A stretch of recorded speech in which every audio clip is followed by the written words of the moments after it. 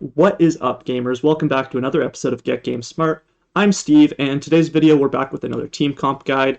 Today we're going to be looking at Dawnbringer Invoker, or the Karma carry build that's been going around the ranked ladders. And yeah, I'm going to start the video off by talking a little bit about my personal climb through Diamond, what I'm playing, how I'm playing it. Then we're going to go in depth talking about manas per cast, basically, and breaking down Karma's mana requirements.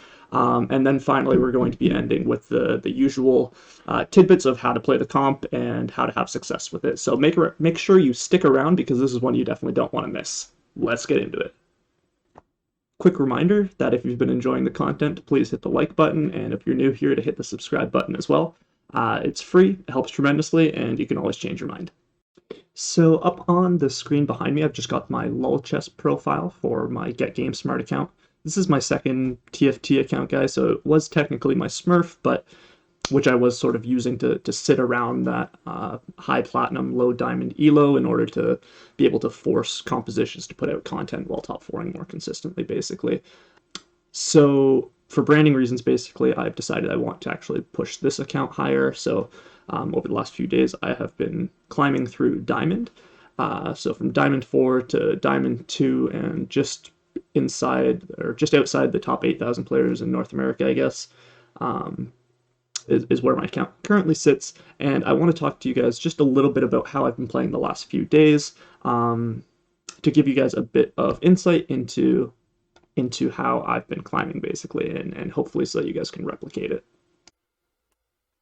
So here I am on the GetGameSmart lol chest account again. And I did just want to highlight the actual compositions that I've been playing. So I am a bit of a flex player, but the last few games where I've really been climbing, I've really been focusing on the AP composition. So we've got Vel'Koz here, another Vel'Koz. Yeah, there's a Yasuo, a Draven, but then we're back to Karma, so more AP comps. Again, a few more Dravens, not with great success, but and then we're back to the Karmas again, and the Vel'Koz back to the AP comps. So I do believe that AP comps are outperforming the AD comps right now. That is to say, I think that Vel'Koz and Karma are outperforming the likes of Draven and Aphelios right now, and they're just easier to play, honestly. And the primary reason for that is that they kind of share best in slot items with Jewel Gauntlet and Children's. I'm going to be getting into that a little bit more with when we talk about Karma's mana rework, but basically the reality is the way I've been playing is I've been playing kind of strongest board, slamming my Jewel Gauntlet and Children's kind of thing, and then like at level 7 I'll roll down to about 20 gold, or until I hit either one of Karma or Vel'Koz, and then from there I'll just kind of go and I'll play that comp. So either the 6 Dawnbringer 2 Invoker composition that I'm going to be outlining in detail today, or I'll play 6 Redeemed with 2 Ranger and 2 Ironclad and 2 Knight by putting in Nautilus and Kindred, basically, along with 6 Redeemed. So those 2 comps are really, really strong right now, guys, and I very much recommend that you play in a similarly pseudo-flex way where you're flexing between the AP comps or the AD comps. I think AP are superior, but that is how I think you guys can start climbing very quickly. And without further ado, let's get into the actual composition overview that we're going to talk about today. So this is the composition that we're actually going to be taking a look at today. Karma is obviously the carry, and we're going to be prioritizing getting items for her, which we will talk about in a second. After that, your priority is getting Invoker in, so getting this Ivern in. Ivern's an incredible synergy bot for this composition. And then your next priority is going to be getting Volibear in as well. So, and then you fill it up with basically as many Dawnbringers as you can, basically. Riven acts as a great secondary carry in this build, but I would really prioritize the Karma items over the Riven items unless you're quite certain you're going to be able to 3-star the Riven. If you wanted to play the 4 Invoker version of this composition, it would be as easy as swapping out the Nidalee and the Riven for a Syndra and Teemo, respectively. Patch 11.12 brought a number of changes to Karma, from her mana lock to a damage change, but the most significant change is actually to her starting mana as well as the mana reduction per cast. Prior to this change, best in slot items for Karma were considered to be Jewel Gauntlet, Infinity Edge, and a blue buff. And this has sort of changed to some degree. Jeweled Gauntlet continues to be the best performing single damage item, even after the nerfs to critical strike damage. As far as a second damage item, both Rabadon's Death Cap and Infinity Edge, if you have Jeweled Gauntlet, are performing pretty much equally. So that they are like pretty much interchangeable. You should have Jeweled Gauntlet plus one of these other two items. And then the third item that's recommended is a mana item. So let's talk about mana. The wonderful people on r/CompetitiveTFT on Reddit have put together this wonderful spreadsheet which basically highlights how many auto attacks it takes every champion to auto under various circumstances. That is, whether they have blue buff, whether they have Shojins, whether they have Invoker 2, Invoker 4. It's all really good stuff to familiarize yourself with and to keep in mind. And I've actually gone ahead and simplified it into a Karma only model, basically, because I'm only really caring about Karma today in this video. And the one thing I want to highlight is that this PMG cast is what we really care about. This PMG cast is, or pre-machine gun cast, is basically how many auto attacks is it going to take until Karma gets to the point where she's casting after every auto. So I'm going to go ahead and turn off Invoker 2 right now. So at a base state, it takes Karma 11 auto attacks until she is casting every auto attack. That's like good information to know. And yes, I'm going to assume for the purposes of this video that if you are playing Karma, you are in fact playing Karma with Invoker 2, so I'm going to toggle that back on. And we get a few insights that are really valuable here. If you're playing Invoker 2, which you should be, blue buff and Shojins are strictly identical. And this goes for Shojins as well as Spectral Shojins. They take the same number of auto attacks in order to be able to cast for Karma. And this is valuable because everyone prior has been saying, oh, blue buff is bis, always have to have blue buff on Karma. And this change was really to make it so that Shojins works as well. And in fact, if you're running only Invoker 2, Shojins is actually better than blue buff because it performs the exact same function in reducing the auto attacks required to cast, and you actually get the bonus attack damage of having the sword component, obviously. Now, this does change if you have Invoker 4 and are running the 4 Invoker comp, so I'll toggle that on, in which case the blue buff only has to auto twice before going into that machine gun state. So if you are playing the 4 Invoker, yes, blue buff is better. Otherwise, you should be playing the Shojins, though, which is, yeah, basically just really good to know. I'm going to go back to Invoker 2 only rather than Invoker 4, and I just wanted to highlight one other thing, which is basically that any tier item, whether that's a Redemption, a Chalice, or probably the best tier item would be a Hand of Justice, is also going to reduce the PMG cast by 1 as well, obviously because you get the bonus 15 mana from the tier. So this is really interesting, and I think the best tier item on Karma that isn't a blue buff or a Shojins would actually be a Hand of Vengeance, because it gives healing, gives ability power, gives attack damage, which is whatever. But I think Hand of Vengeance is definitely an item that is worth being explored, and I think that a Hand of Vengeance combined with a Jeweled Gauntlet and a Rabadon's, or i.e. Karma, has potential to outperform a blue buff Shojins Karma. This would be under the assumption that the front line is really, really solid, and you've got a very safe Karma, basically, that doesn't need to ramp up, or, yeah, that basically is going to be guaranteed to ramp up anyways, because this PMG cast is basically just a proxy for ramp up time, right? And that's really what we care about. But this is all just a very roundabout way to say that best in slot items are actually Shojins plus Jeweled Gauntlet plus Rabadon's, or IE. Done. Thank you for coming to my TED Talk.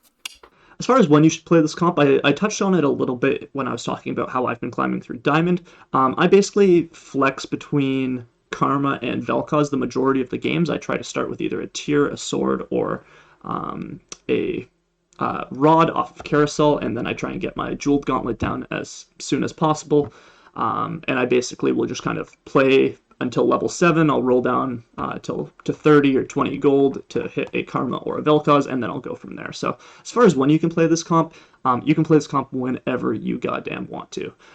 It's really good right now. The 11.13 patch, which is dropping next Wednesday, was just kind of released as like a teaser, and there don't seem to be major changes coming to either composition. So I think that you are going to be able to continue to flex between these two to great effect for the foreseeable future. So when can you play this comp? Whenever you hit the Karma. As far as actually piloting this composition goes, in the early game, it's just about playing your strongest board guys. If possible, slamming your Jeweled Gauntlet, slamming your Shojins. Other good items to slam early on are Sunfire Cape and Morellonomicon, because there's so much healing in the game right now that anti-healing items are very good, and they both help you save a lot of health early. The meta is also just quite aggressive right now, and that is kind of due to the prevalence of traits like 4-Brawler and Skirmisher being so effective in the early game that they often will inflict full damage to the opponent. So people are taking more damage, so it's more important to stay alive early. So play your strongest board, whatever that means to you. In this case, I have a 2-star Gragas early on, which is a bit of indicator that maybe I should go for the Dawnbringer build, but I also have the 3 Skirmishers to just kind of secure my early game. As far as the mid game goes, you should be like following normal leveling patterns throughout this entire build, basically. So that means going up to level 6 at 3-2,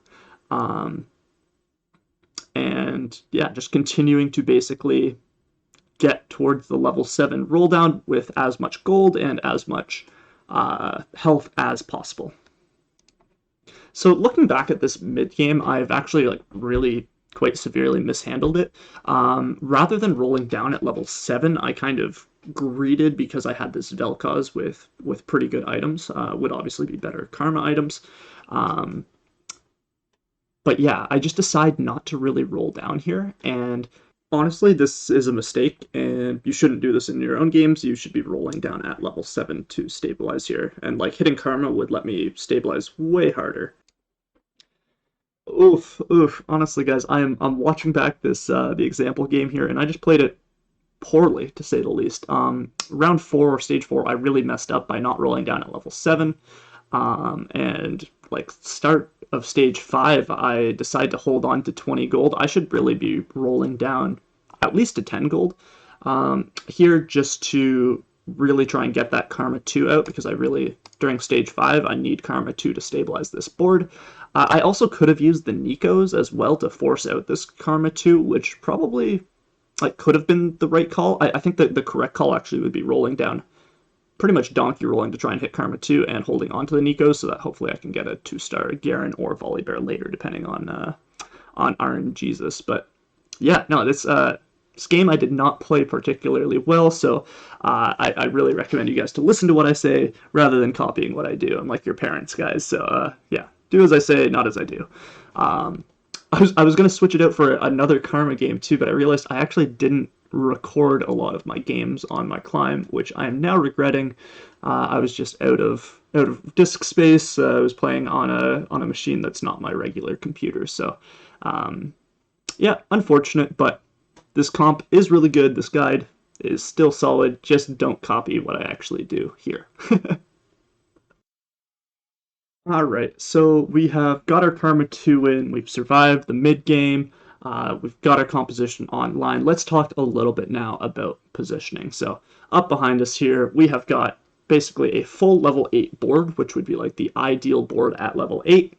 And yeah, let's just talk a little bit about positioning. So Karma is our primary carry. We have got her safely tucked away in the corner. We've got Nidalee positioned on the 3rd row and Sirach on the 4th row as our anti-assassin, just so that our Karma has a bit of protection. And then up front, we have a really beefy front line. So a few things I want to point out is that we've got Volibear in the middle, but also surrounded by people on either side of him, so he's not dying and getting his cast off. And we've also got Garen on the inside as well, because we want him to survive, but also on the same side as our Karma, because he's going to be shredding magic resistance. So our Riven we've got on the 2nd row, because our Riven is our secondary carry. Depending, like especially if we're able to 3-star our Riven, we want him to not take the initial brunt of the force because he's going to do a lot of damage. And that's pretty much it, guys. Like, as far as positioning goes, you just want to be on the same side as enemy Vel'Kozes, and that's probably like the biggest differentiator right now. Here we are just in the final few rounds of the example game. It's just us and an assassin player, assassin Coven Katarina player. So he is absolutely spanking our board. He's got the 3-star cat that's doing so much damage. So one positioning tip I will mention is if there's a Thresh player or a Katarina player that is giving you a lot of problems, then you might want to put your Karma in the middle, because Katarina and Thresh both target the furthest player.